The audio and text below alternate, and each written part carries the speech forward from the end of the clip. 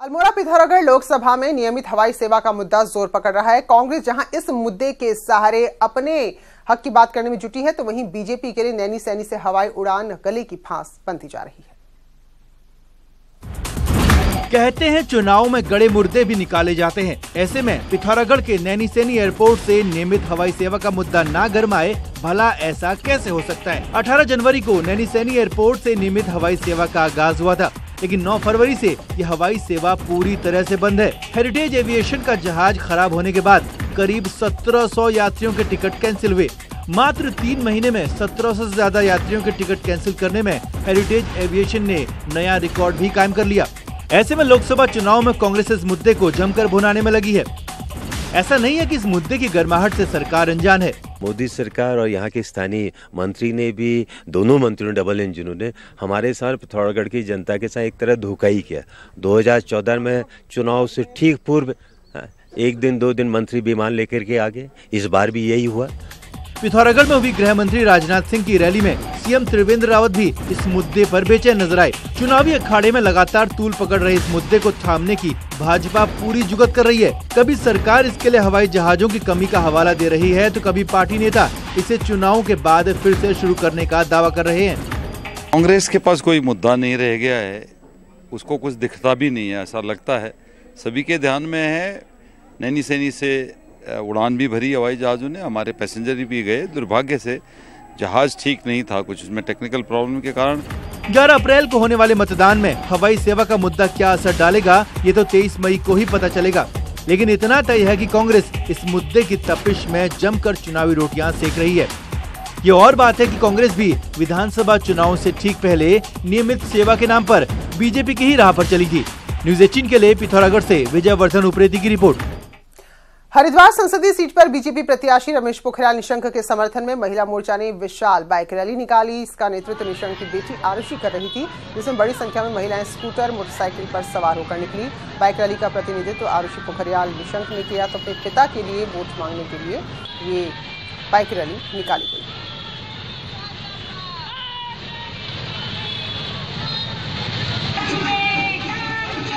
ये बहुत अच्छा लगता है और ये मेरी मातृशक्ति का प्यार और शक्ति प्रदर्शन है यार, जो हम करने जा रहे हैं। और ये दिखाने के लिए कि हर घर मोदी और चप्पा चप्पा बीजेपी और डॉक्टर निशंक जरूर कमल खिलाएंगे। कितनी ऊर्जा मिलेगी? बिल्कुल पूरी ऊर्जा मिलेगी। मातृशक्ति तो पूरी सृष्टि को संचालित करती है और आज पूरी ऊर्जा के साथ मेरी मातृशक्ति और हम लोग निकल रहे हैं इस बाइक रैली के लिए। 2014 के बाद एक बार फिर चुनाव होने वाला है। कई दावे हैं, एक बार फिर से कई वादे हैं, लेकिन उत्तरकाशी की बात करें तो 2013 में जब आपदा आई थी तो इसमें कई मकान ध्वस्त हो गए थे, कई पैदल मार्ग, कई पुल ऐसे ध्वस्त हुए कि जिनका निर्माण कार्य आज तक पूरा होना तो छोड़िए, शुरू भी नहीं हो पाया है। साल 2013 की प्रलयंकारी बाढ़ ने उत्तरकाशी का भूगोल बदल दिया था। कई व्यावसायिक और आवासीय भवनों के साथ ही पुल और सड़कें भी ध्वस्त हो गई थी। प्रभावित अभी राहत कैंपों से ही अपने घरों को नहीं लौट पाए थे कि 2014 के लोकसभा चुनाव आ गए। लगे हाथ आपदा के बहाने नेताजी भी गांव-गांव घर-घर पहुंचे। आपदा प्रभावितों के प्रति हमदर्दी भी जताई गई। जीते तो 5 साल में सड़क पुल रास्ता बना देंगे, ये वादा हर पार्टी हर नेताजी कर गए। लेकिन हालात बताते हैं कि मतदान होते ही नेता जनता से किए अपने वायदे भी पूरी तरह भूल गए। एक मात्र पुल गंगोरी में है जो पूरी सीमा को जोड़ता है और चीन रोज धमकाता हमें। खुदा ना खास्ता कभी ये स्थिति हो गई और ये पुल 3 बार गिर चुका है लगातार, ये अपना गंगोरी वाला पुल। और पूरी यात्रा भी, गंगोत्री की पूरी यात्रा इस पे डिपेंड है। और यहाँ हमारे इसके ऊपर 50 गाँव इस पुल के ऊपर हैं, कई लोग यहाँ पर रहते हैं। तो ये पुल क्यों नहीं बन पा रहा 4-5 सालों से? बड़ा दुर्भाग्य है इस बात का। आपदा को आए करीब 6 साल गुजर चुके हैं। सांसद के 5 साल का कार्यकाल भी समाप्त हो चुका है। राज्य सरकार भी 2 साल गुजार चुकी है। एक बार फिर चुनाव है तो नेता फिर से आश्वासन ही दे रहे हैं। हमारी सरकार ने स्वीकृत किया और राज्य सेक्टर से भी किया और वर्ल्ड बैंक से भी स्वीकृत किया।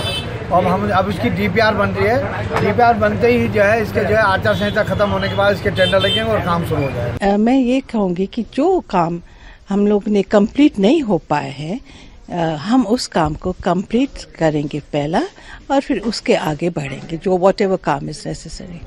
बहरहाल आपदा के जख्म अब नासूर बनकर रिसने लगे हैं। ऐसे में एक बार फिर आश्वासन कितना मरहम लगा पाएगा कहना मुश्किल है। किसी परेशान शख्स ने कहा है कि तुम्हारी फाइलों में गांव के मौसम गुलाबी हैं, ये आंकड़े झूठे, ये दावे किताबी हैं। कैमरा पर्सन आशीष तिवारी के साथ सुनील नौप्रभात, न्यूज़ 18 उत्तरकाशी। तो सड़क, पानी और बिजली जैसी मूलभूत ऐसी जरूरत है जिसके लिए आज भी चुनाव के समय में लोग बहिष्कार का ऐलान कर रहे हैं। ग्रामीणों को मनाने के लिए निर्वाचन आयोग के अधिकारी गांव-गांव नाप रहे हैं, लेकिन हैरानी की बात यह है कि निर्वाचन अधिकारी उन लोगों को नोटा में वोट करने की अपील कर रहे हैं।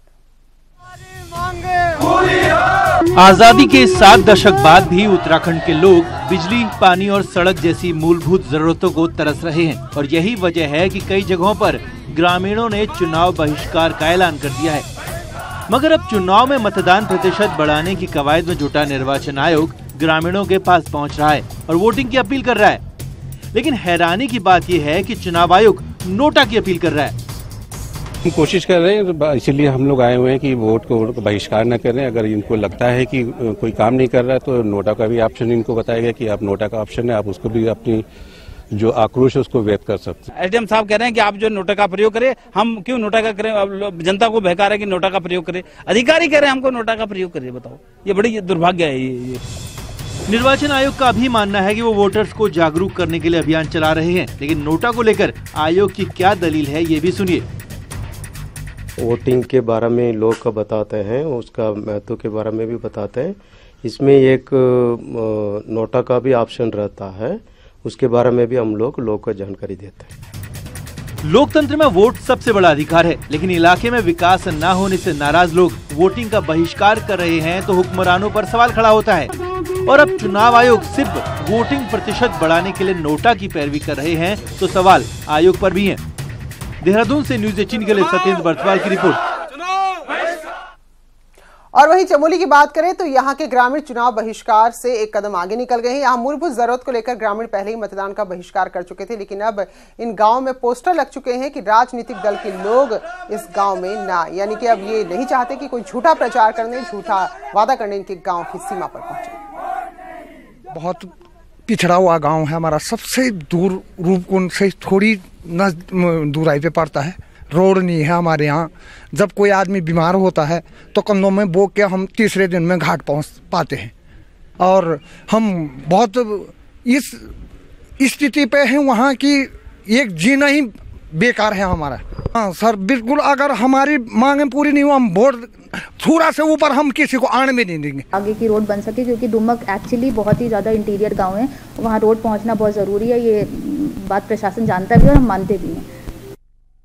और साल 2007 उसके बाद 2013 में आपदा का दंश झेल चुका रुद्रप्रयाग का पांजड़ा गांव आज भी अपनी पुरानी मांग को लेकर अड़ा हुआ है। 12 साल पुरानी मांग है और ये मांग अब तक नहीं मानी गई, तो ऐसे में बहिष्कार करने जा रहे हैं लोग चुनाव का। राज्य के पांजड़ा एकमात्र ऐसा गांव है जिसे भूगर्भीय रिपोर्ट के अनुसार पूरा विस्थापित किया जाना प्रस्तावित था, लेकिन इसके बावजूद भी इसे विस्थापित नहीं किया गया और 14 परिवारों का ही विस्थापन हो पाया, जबकि 148 परिवार ऐसे हैं जो आज भी खतरे की जद में आए इस गांव में ही रहने को मजबूर है। तो कंडारी जी भी अच्छी तरह वाकिफ हैं और श्री माननीय डॉक्टर हरक सिंह जी भी अच्छी तरह वाकिफ हैं और जो वर्तमान में हमारे विधायक हैं भरत चौधरी, वो भी अच्छी तरह से जानते हैं, पर आज तक इस गांव का विस्थापन नहीं हो पाया है। इसलिए हमारी नाराजगी सरकार पे है और किसी पे नहीं है। वहीं रुद्रप्रयाग के तूना बौठा के 7 गांवों ने शिक्षा विभाग द्वारा गांव के स्कूल बंद करने से गुस्सा कर अब चुनाव बहिष्कार का ऐलान किया। उनका कहना है कि गांव के बीच स्थित राजकीय उच्चतर माध्यमिक विद्यालय तूना है और शिक्षा विभाग ने मानक पूरे न होने पर छात्र संख्या कम होने के चलते इस विद्यालय का विलय राजकीय इंटर कॉलेज गुयाफड़ में कर दिया है। अब ग्रामीण नाराज है कि जो बच्चे यहाँ आसानी से पढ़ने जाते थे उनके लिए जबरदस्ती और जानबूझकर ये मुसीबत खड़ी कर दी गई है। उच्च माध्यमिक विद्यालय तूना वहाँ स्कूल में आएंगे, दूर जाने के लिए उनके पास उतना साधन नहीं है हमारे पास। तो सरकार से क्या गुहार करेंगे, क्या मांग रही है? हमारे सर से यही मांग रही है कि हम स्कूल में वोट नहीं देंगे, हम अपने बच्चों को कहीं नहीं भेजेंगे, यही स्कूल में उनका पढ़ाई पढ़े रहती है। मानक पूरे है सर, हमारे पास जो है जूनियर में 35 छात्र हैं और 27 छात्र जो है हाई स्कूल में है और दोनों मिलाकर के जो हमारा ये मानक जो है जूनियर और हाई स्कूल मिलाकर के हमारा मानक पूरा हो रहा है। खानपुर विधायक कुंवर प्रणव सिंह चैंपियन और देशराज कर्णवाल की जुबानी जंग में आए दिन नया मोड़ आता जा रहा है। अब चैंपियन ने देशराज कर्णवाल की विधायकी पर ही सवाल उठा दिए और कह रहे हैं कि फर्जी प्रमाण पत्र के आधार पर देशराज कर्णवाल विधायक बने हैं। चैंपियन ने कहा कि हाईकोर्ट में रिट दायर करने जा रहा हूं और देशराज की विधायकी को खत्म करवा कर ही रहूंगा। तो ये देशराज भी कह रहे हैं कि हिम्मत है तो जरा चैंपियन ऐसा करके दिखाएं। और मैंने हाईकोर्ट से फाइल मंगा ली है, मैंने आपको दिखा दिया है। इसका प्रमाण पत्र की कॉपी मंगा ली है, रजिस्टर्ड कॉपी मेरे पास आने वाली है। जाली प्रमाण पत्र है 2006 की। उनके सारे आरोप फर्जी हैं, चाहे वो महिलाओं का आरोप सबको पता है, चाहे वो प्रमाण पत्र का आरोप है। अगर प्रमाण पत्र अगर वो असली कहते हैं कि मेरा फर्जी है तो वो शपथ पत्र दें और मेरी शिकायत करें, सलाखों के अंदर होंगे। और बात करेंगे राज्य की राजधानी देहरादून की, जिसकी विधानसभा सीटें अलग अलग संसदीय क्षेत्र में पड़ती हैं और यहां की सीटें ही तय करती हैं कि कौन सी सीट कौन सी पार्टी जीतने जा रही है। देहरादून के नगर निगम क्षेत्र में हरिद्वार और टिहरी संसदीय सीट की 5 विधानसभाएं आती हैं, जिस पर बीजेपी और कांग्रेस की खास नजर रहने वाली है। ऐसे में दोनों संसदीय सीटों पर जीत और हार इन विधानसभा के वोटर ही तय कर सकते हैं और इसलिए दोनों पार्टियों की महानगर इकाई अपनी पूरी ताकत के साथ लगी हुई है। हमारी जो मुख्य रणनीति है वो पन्ना प्रमुख है। पन्ना प्रमुखों के माध्यम से हम घर घर जाकर सबसे पहले तो इस पत्रक के माध्यम से लोगों को आमंत्रित कर रहे हैं कि वो नरेंद्र मोदी जी की रैली में उनके विचार सुनने के लिए आए और उसके बाद हम उनसे ये अनुरोध कर रहे हैं कि 5 तारीख को रैली सुनने के बाद 11 तारीख को जो चुनाव है इस बार सुबह 7 बजे से मतदान होना है, तो 7 बजे से 11 बजे तक पहले ही चरण में वो अपना मतदान कर दें। कांग्रेस को कुछ महीने पहले ही अपना महानगर अध्यक्ष मिला है। शहर में विधायक तो नहीं है, लेकिन संगठन के जरिए वो मतदाताओं को अपने पक्ष में करने की तैयारी में है। अपने विधानसभा चुनाव लड़ चुके प्रत्याशियों को भी चुनाव प्रचार के लिए मैदान में दौड़ा रही है। हमारे वार्ड वाइज टीम्स अपने आप काम कर रही हैं, घर घर जा रही हैं, पर्चा दे रही हैं, बैलेट दे रही हैं। पहले नंबर पे प्रीतम सिंह जी का नाम है, उस बैलेट को लेकर के हम लोग जा रहे हैं। अपना जो मैनिफेस्टो है, अब मैनिफेस्टो हमारा राष्ट्रीय जारी हो गया है, उसको भी हम छापेंगे जैसे ही मिलेगा और उसको भी लेके जाएंगे। देहरादून शहर में जिसने बढ़त बनाई वो टिहरी और हरिद्वार में फतेह का परचम लहरा सकता है। कम से कम वोटों का गणित तो यही समीकरण बना रहा है। न्यूज़ 18 के लिए देहरादून से रॉबिन सिंह चौहान की रिपोर्ट।